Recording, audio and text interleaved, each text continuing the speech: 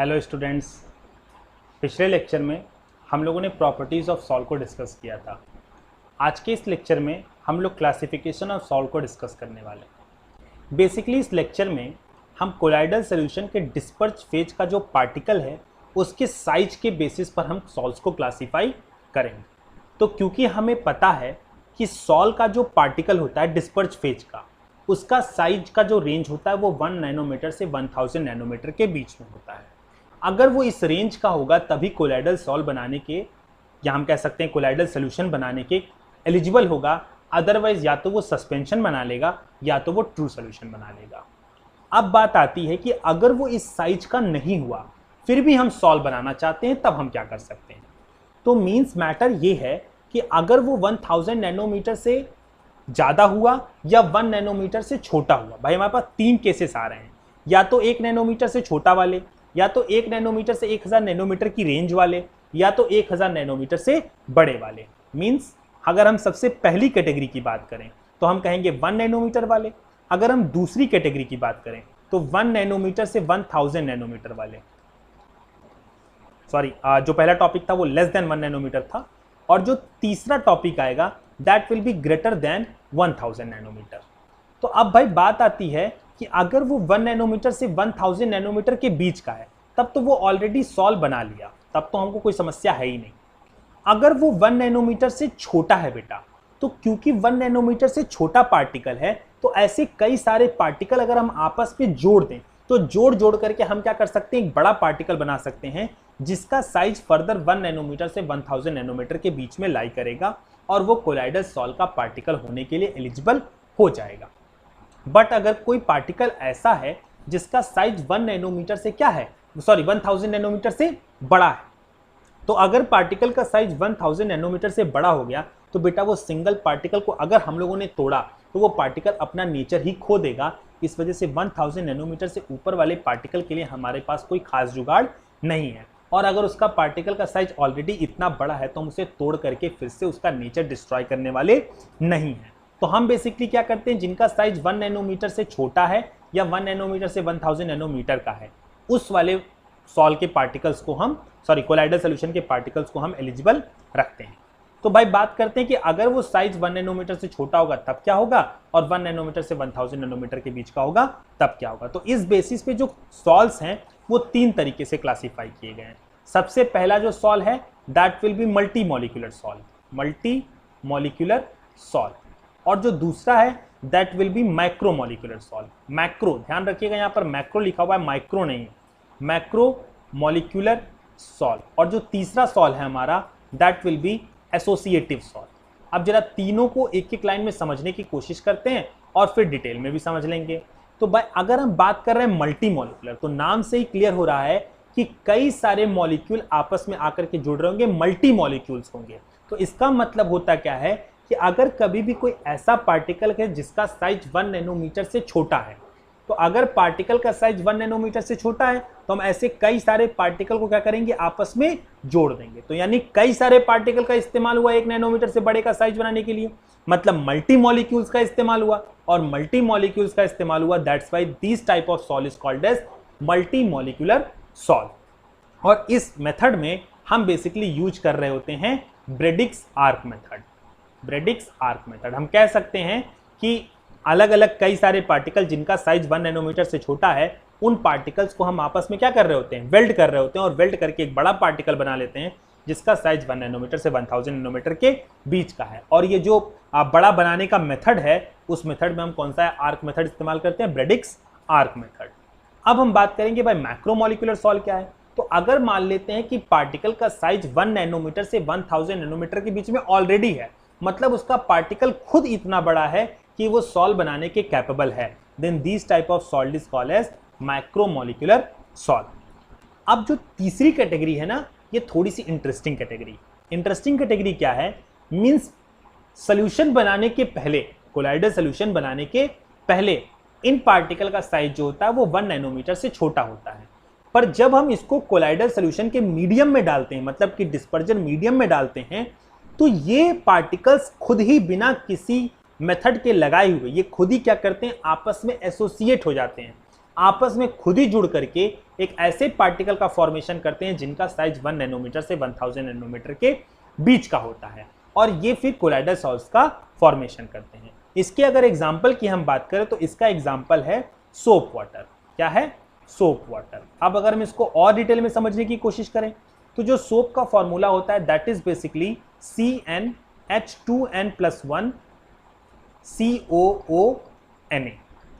ये होता है हमारा सोप का formula, where n is greater than 17, means 17 से बड़ा होना चाहिए या 17 के इक्वल होना चाहिए। तो जो सबसे छोटा सोप का मॉलिक्यूल पाया जा सकता है that will B C17H35 COO-Na+। ये हमारा क्या है? सोप का फॉर्मूला।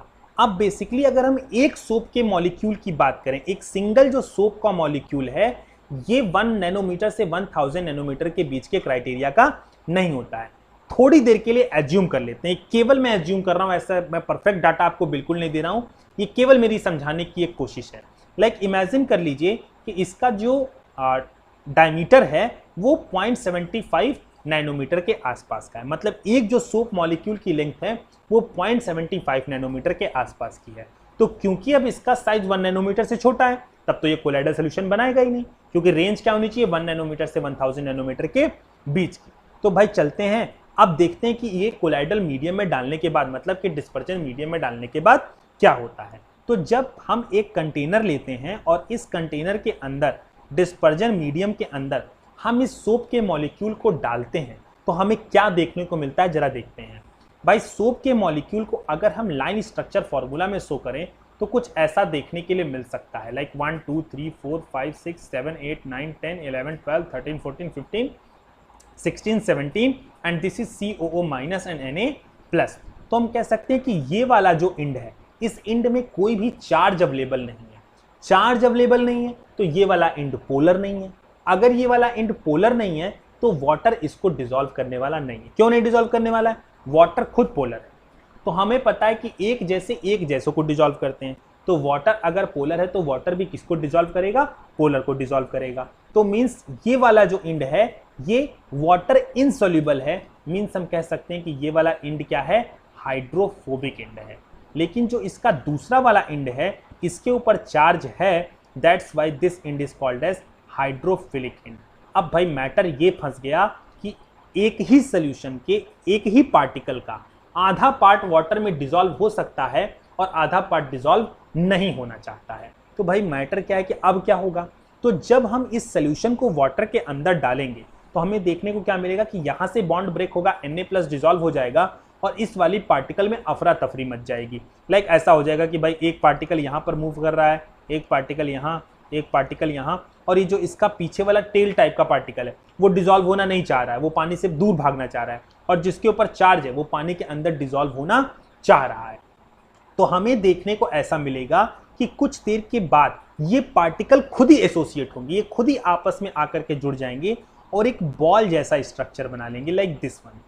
एक ऐसा क्या करेंगे? स्ट्रक्चर बना लेंगे। इसको अगर मैं थोड़ा सा एज्यूम कराऊं तो आप लोगों ने देखा होगा, ऐसी कई सारी मूवीज में आपको देखने के लिए मिलता है कि क्या होती है कि एक छोटी सी फैमिली होती है, हम कह रहे हैं कि एक छोटा सा विलेज होता है जो बाहर से आए एक्सट्रूडर्स को, जो उनके ऊपर अटैक कर रहे होते हैं, उनसे अपने फैमिली को प्रोटेक्ट करने की कोशिश करता है।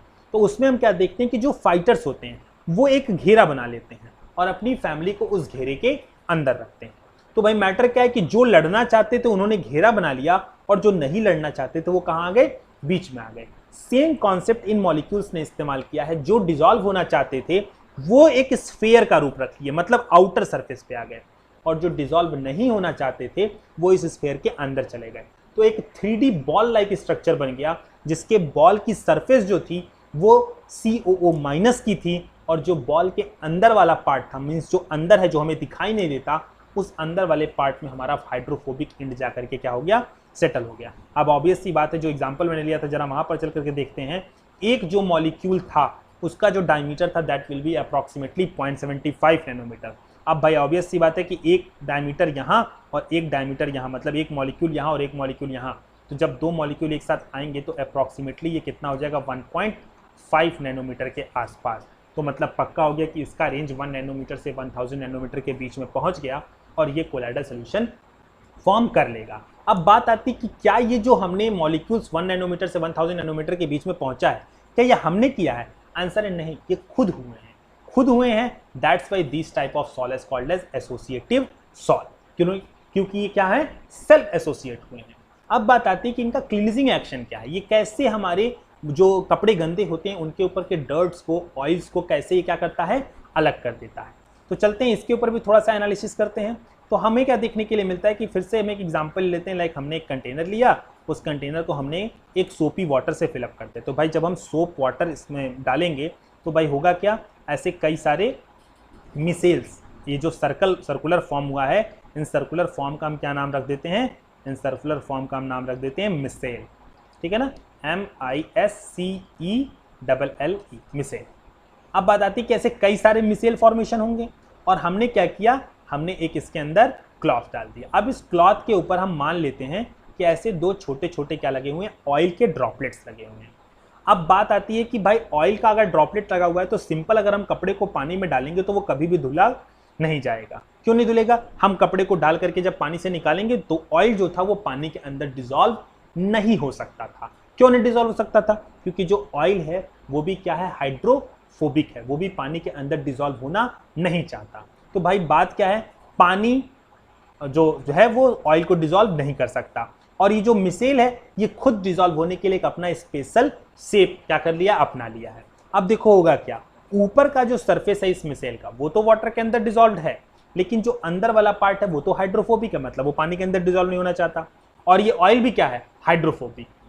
तो यहां भी हाइड्रोफोबिक, यहां भी हाइड्रोफोबिक, दो हाइड्रोफोबिक्स के बीच में एक फोर्स ऑफ अट्रैक्शन लगेगा, क्योंकि मैंने आपको पहले भी कॉन्सेप्ट बता रखा है, लाइक डिसॉल्व्स लाइक, एक जैसे एक जैसों के साथ मिलना घुलना चाहते हैं। तो होगा क्या, ये जो हमारा मिसेल वाला पार्टिकल है ये जाएगा, टकराएगा इस ऑयल वाले पार्टिकल के साथ। अपना ये जो लेयर है इसकी सबसे टॉप वाली, इसको वो थोड़ा सा ओपन करेगा, और ओपन करने के बाद ये ऑयल का जो पार्टिकल है ये इस मिसेल के अंदर चला जाएगा। और जब ये मिसेल के अंदर चला जाएगा तो ऑयल का पार्टिकल कहाँ आ गया भाई, अब ये ऑयल का पार्टिकल यहाँ आ गया।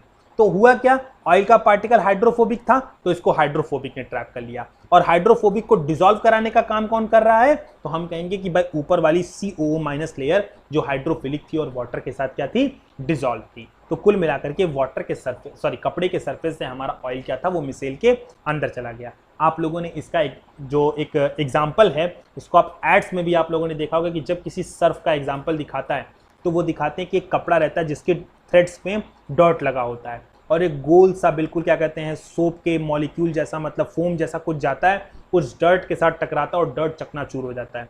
तो सेम वो वही कॉन्सेप्ट दिखाना चाहते हैं कि जो मिसेल का फॉर्मेशन हुआ, ये मिसेल जाएगा उस डर्ट के पास और उस डर्ट को अपने अंदर ट्रैप कर लेगा।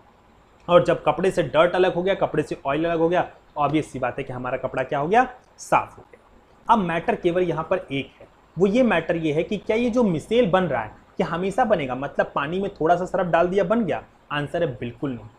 एक पार्टिकुलर अमाउंट ऑफ वाटर के अंदर एक पार्टिकुलर अमाउंट ऑफ सर्फ या सोप भी हमें क्या करना पड़ेगा, डालना पड़ेगा। मीन्स जो पार्टिकुलर अमाउंट, मतलब 1 लीटर अगर पानी है तो 1 लीटर पानी के अंदर हमको जो सोप डालना पड़ेगा वो फिक्स होगा। लाइक अगर 2 लीटर पानी है तो हमें अब सोप भी क्या होगा, बढ़ाना पड़ेगा। तो यानी एक फिक्स कंसंट्रेशन के ऊपर ही मिसेल बनेगा, अदरवाइज नहीं बनेगा।